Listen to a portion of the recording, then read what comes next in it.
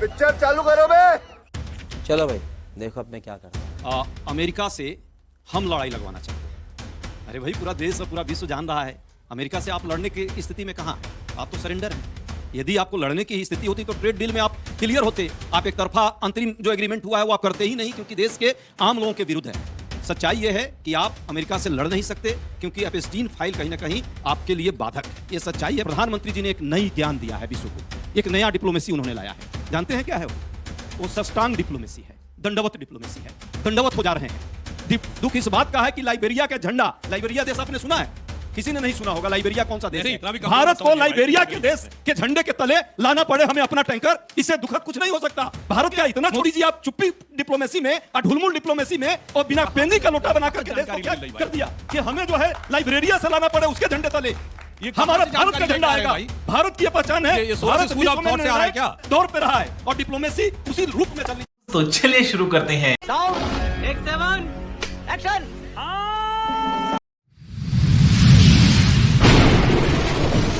नमस्कार दोस्तों, स्वागत है आप सभी का मेरे आज के इस नए वीडियो में। दोस्तों आज डिबेट में सुधांशु त्रिवेदी की बत्ती गुल हो गई है अजय उपाध्याय ने जो कि कर दिखाया है। जी हाँ दोस्तों, सुधांशु त्रिवेदी कांग्रेस पर झूठा इल्जाम लगा रहे थे कि कांग्रेस की जो पार्टी है उनका बस एक ही काम है कि भारत में जो विकास का कार्य कर रही है बीजेपी की सरकार, उनके कार्य में बाधा डालना। जिस भी देश के साथ भारत का व्यापारिक संबंध अच्छा है उससे उस देश को लड़वा देना। तो दोस्तों इस बात का खंडन करते हुए जनता ने सुधांशु त्रिवेदी को धो दिया है और उनसे तीखे सवाल पूछे हैं, जिसका जवाब सुधांशु त्रिवेदी दे नहीं पाए हैं और बातों को गोल गोल घुमाने लगे हैं। और साथ ही साथ अजय उपाध्याय जो कि सुधांशु त्रिवेदी को धोने के लिए फेमस है। दोस्तों डिबेट काफी मजेदार हुई है, तो आप सभी ये वीडियो पूरा देखिएगा और अगर हमारे चैनल पर नए हैं तो इसे सब्सक्राइब करना मत भूलिएगा। आइए देखते हैं, मजा आएगा। देखिए विपक्ष की जो नीयत है वो कितनी खतरनाक है आप समझिए। इस समय पूरी दुनिया में युद्ध का दौर चल रहा है। ठीक है, समझ गया। जब रशिया यूक्रेन का युद्ध हो रहा था तो ये कह रहे थे क्यों आप रशिया के खिलाफ नहीं बोल रहे हैं, यूक्रेन के अंदर इतना अत्याचार हो रहा है उसके बाद आप नहीं बोल रहे हैं। जबकि फैक्ट ऑफ द मैटर क्या है कि कोल्ड वॉर के एरा से आज तक हमारी डिफेंस के ऊपर जो डिपेंडेंस है, पुराने जो भी इंस्ट्रूमेंट्स हैं, उसमें रशिया से सबसे ज्यादा है।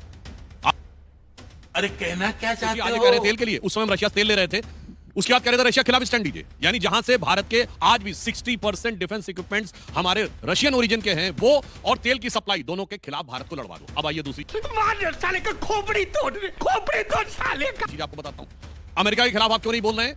अब आप ये बताइए भारत का सबसे बड़ा ट्रेड पार्टनर कौन है दुनिया में इस समय? सबसे ज्यादा व्यापार जिस देश होता है अमेरिका, अमेरिका से लड़ा दो। अब इजराइल और गाजा में लड़ाई हो रही है। भारत में डिफेंस, साइबर सिक्योरिटी, इंटेलिजेंस में, उन इंस्ट्रूमेंट्स में भारत का सबसे बड़ा मददगार देश कौन? इजराइल। इजराइल से लड़वा दो। यानी इनका उद्देश्य यह है कि जहां जहां से भारत की स्ट्रेंथ होती हो उन सारी जगहों से भारत की लड़ाई करवा दी जाए। आप सोचिए कि ये बचकानापन नहीं है, ये शातिरानापन है। इसको समझने की आवश्यकता है। अब मैं रहा है विनोद, अंग्रेजी बोल बोल के कैसे बात को घुमाया जाता है। बताता हूं आज भारत की स्थिति क्या है। मैं एक उदाहरण के साथ बताना चाहता हूं, क्योंकि यहां पर वो लोग भी हैं। आप लोगों को शायद नहीं ध्यान होगा कि पिछले महीने फिलिस्तीन की विदेश मंत्री भी कुछ दिन पहले भारत आई और उनका नाम क्या है? डॉक्टर आगा बगीन शिरीन। और पहली बात तो या अल्लाह या तौबा बगैर हिजाब के आ गई, क्योंकि यहां तो हिजाब वाली कहते हैं ना, वही जो हिजाब वाली महिला एक दिन इस देश की प्रधानमंत्री बनेगी और फिलिस्तीन की चुप कर बे कुत्ते, विदेश मंत्री बगैर हिजाब के। अब आइए उन्होंने बोला क्या? उन्होंने कहा कि भारत के इजराइल और फिलिस्तीन दोनों से अच्छे संबंध हैं, ये हमारे लिए अच्छी बात है।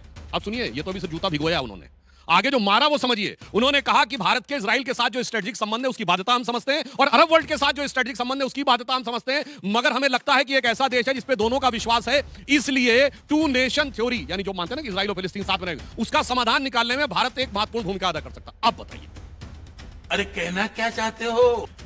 मैं दूसरी बात पूछना चाहता हूं। हमारे तीन प्रमुख इस समय आवश्यकताएं। पहली कि युद्ध के मुकाबले शांति रहे यथासंभव। दूसरा, लगभग 1 करोड़ लोग जो हमारे खाड़ी के देशों में हैं वो सुरक्षित रहें। नंबर 3, हमारी ऊर्जा आवश्यकता के ऊपर दबाव ना आने पाए।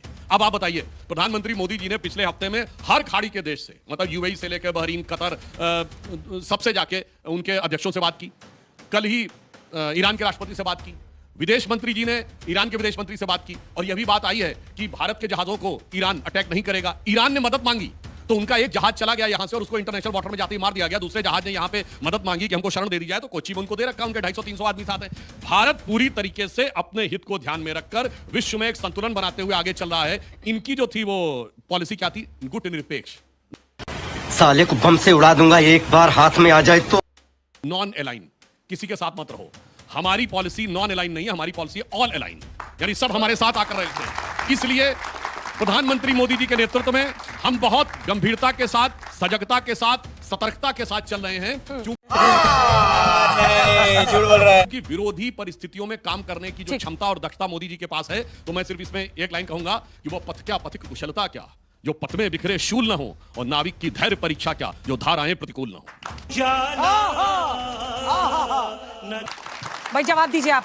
अजय जी वो कह रहे हैं कि आप अमेरिका और इजराइल से लड़ाई क्यों लगवाना चाहते हैं? अगर इजराइल भी सर्वोच्च सम्मान प्रधानमंत्री को देता है, फिलिस्तीन भी देता है, ईरान के राष्ट्रपति पेजेश्कियान से प्रधानमंत्री ने बात की है और अब्बास अराक्ची से एस जयशंकर बात कर रहे हैं, तो दोनों से रिश्ते हैं ना, प्रॉब्लम कहाँ है? बताता हूँ। दो तीन प्रश्न उन्होंने किया और आपके भी प्रश्न का जवाब होगा। पहला प्रश्न उन्होंने कहा कि अमेरिका से हम लड़ाई लगवाना चाहते हैं। अरे भाई पूरा देश और पूरा विश्व जान रहा है अमेरिका से आप लड़ने की स्थिति में कहाँ हैं, आप तो सरेंडर हैं। यदि आपको लड़ने की स्थिति होती तो ट्रेड डील में आप क्लियर होते। आप एक तरफ, मेरे को तो ऐसा धक धक हो रहा है। अंतरिम जो एग्रीमेंट हुआ है वो आप करते ही नहीं, क्योंकि देश के आम लोगों के विरुद्ध है। सच्चाई यह है कि आप अमेरिका से लड़ नहीं सकते, क्योंकि एपस्टीन फाइल कहीं ना कहीं आपके लिए बाधक है। ये अरे बाप रे, ये तो धोती खोल रहा है। और ये लड़ाई ही एपस्टीन फाइल वालों के बनाम रूल ऑफ लॉ जो विश्व में चलना चाहिए, कैसी व्यवस्था विश्व में होनी चाहिए, उसके बीच लड़ाई चल रही है। तो आप किसके साथ है पूरा विश्व जानता है। आपने बात रखी कि हम रसा से भी लड़ाना चाहते थे, या हम चाहते थे कि रसा के बदले आप यूक्रेन का मदद करें, और आप जो है विपक्ष ने ये कहा था आपको, तो दिक्कत हुई। पता है कि विपक्ष जब कहता है तो आपको दिक्कत होती है, लेकिन जब अमेरिका का चाचा ट्रंप इनको कहता है तो इनको वो बात मान लेते हैं। ये रसा से तेल लेने की बात आई, हाँ ले लो, नहीं लेने की बात आई, नहीं लो। अपने कुल की मर्यादा, देश की मर्यादा का हनन करने वाले द्रोही। 30 दिन के लिए लेना है, हाँ 30 दिन के लिए आप ले लो। ये सबने देख लिया कि जब वो छूट देता है तब इनको उसके बाद में इनको उसके मूल पर जाने की बात आती है। फिलिस्तीन की एक झूठी यहां पे प्रचार की गई, 2 नेशन थ्योरी की बात आई। 89 देशों ने अभी कुछ ही दिन पहले सिग्नेचर किया है फिलिस्तीन के 2 नेशन थ्योरी के सिद्धांत को कि 2 राष्ट्र वहां होना चाहिए, और भारत ने भी भाई साहब साइन किया है। हमारे देश के प्रधानमंत्री की अनुमति से ही हुआ होगा साइन। बात तो सही है। तो 2 नेशन थ्योरी का जो यहाँ पे भ्रम कुछ तीसरे अंकल में ही देना चाह रहे थे, कह रहा है कि भारतीय समाधान निकालेगा। नहीं, आपने कुछ उस पे और बात कही। अब न्यूट्रलिटी की बात, अब इन्होंने न्यूट्रलिटी की बात कही, और न्यूट्रलिटी और साइलेंस में दोनों में अंतर होता है। एक न्यूट्रलिटी तटस्थता, न्याय के साथ साथ देने की न्यूट्रलिटी भारत की सदैव रही। ये बड़ी अच्छी बात कही आप। 1953 में कोरियन क्राइसिस थी, नेहरू जी थे, उन्होंने विश्व में अपनी एक ताकत दिखाई और उस क्राइसिस को सॉल्व करने में न्यूट्रलिटी का ही प्रयोग किया। गुटनिरपेक्ष देशों का नेता हम शीत युद्ध के दौरान बने रहे। अभी जब विश्व में शीत युद्ध समाप्त हुआ है, आज भी भारत की पहचान तटस्थता के साथ, न्याय व्यवस्था के साथ खड़ी होती है, चुप्पी नहीं, साइलेंस जो लगातार। क्या करना है? 10 सेकंड लास्ट में युद्ध पे आइए। हम लोग डिप्लोमेसी में बहुत सारी चीजें पढ़ते हैं, बायलैटरल डिप्लोमेसी, मल्टीलैटरल डिप्लोमेसी, गुप्त डिप्लोमेसी, खुला डिप्लोमेसी, सांस्कृतिक डिप्लोमेसी, आर्थिक डिप्लोमेसी, सैन्य डिप्लोमेसी। ठीक है, समझिए। प्रधानमंत्री जी ने एक नई ज्ञान दिया है विश्व को, एक नया डिप्लोमेसी उन्होंने लाया है। जानते हैं क्या है वो? क्या? वो सष्टांग डिप्लोमेसी है, दंडवत डिप्लोमेसी है। दंडवत हो जा रहे हैं। डिप्लोमेसी याद कीजिए, हमारे देश ने डिप्लोमेसी का हम शुरुआत किए थे, चाणक्य डिप्लोमेसी के जनक माने जाते हैं। और चाणक्य ने क्या कहा था? दुश्मन का दुश्मन क्या होता है? दुश्मन नहीं, दुश्मन का दुश्मन दोस्त होता है। और दोस्त का दोस्त क्या होता है? दोस्त का दोस्त भी दोस्त होता है। पर यहां नया दौर इन्होंने शुरू किया। दुश्मन जो है, हमारा दोस्त का जो दुश्मन है, वो आपके दोस्त का जो दुश्मन है, मोदी जी उसको दोस्त बना रहे हैं। दुश्मन के दोस्त को अपना दोस्त बनाइएगा, और ईरान के बाद आप जाइएगा और ईरान से कहिएगा कि हमारे तेल सिक्योरिटी के लिए हॉर्मुज जो समुद्री मार्ग है उसको खोल दो। कैसे खोल देगा? अभी वही लास्ट अभी क्या हाल है पता है? लगभग 800 लोग हमारे जो है उस हॉर्मुज के पास में, हमारे लोग, और 24 + 3, हालांकि सरकार अभी गलत की, 4 था, 3 है। 3 हमारे जो वहां पे टैंकर अभी रुके हुए हैं। एक टैंकर आया है, 2 दिन से खूब बड़ी बड़ी यहां पे चर्चाएं हो रही है, मीडिया भी एक से एक बातें कर रही है। जानते हैं कितना दुख हमको है? दुख इस बात का है कि लाइबेरिया के झंडा, लाइबेरिया देश आपने सुना है?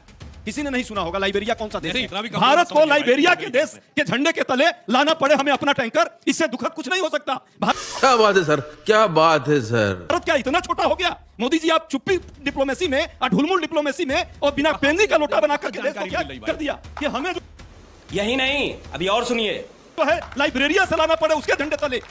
हमारा भारत का झंडा आएगा, भारत की पहचान है। भारत स्कूल ऑफ थॉट से आ रहा है क्या? दौर पे रहा है, और डिप्लोमेसी उसी रूप में चलनी चाहिए थी जो फेल हो गई है मोदी जी की। आप जितना थतराई कर। चलिए जवाब दीजिए। बिल्कुल fact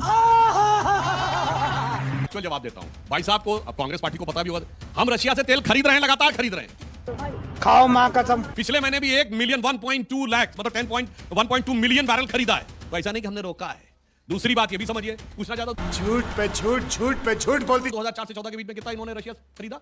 0, to be very precise 0.02%। क्यों? अमेरिका से न्यूक्लियर डील करनी थी।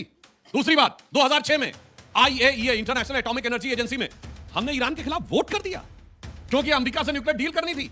ये कोई ऐसा नहीं कि शोक प्रस्ताव पर्सनली भेजना था, वो मामला है, सीधे सरेंडर इसे कहते हैं। और दूसरी बात ये कहते हैं कि आज उसको मार दिया। सद्दाम हुसैन ने तो अनाज के बदले तेल के कूपन कांग्रेस पार्टी को दिए थे, बोलकर रिपोर्ट, सद्दाम हुसैन को टांग दिया गया। आप क्या बोले? चुप। अरे कौन भौंक रहा है ये बदतमीज? चैनल को सब्सक्राइब करो पहले, हाँ जल्दी करो।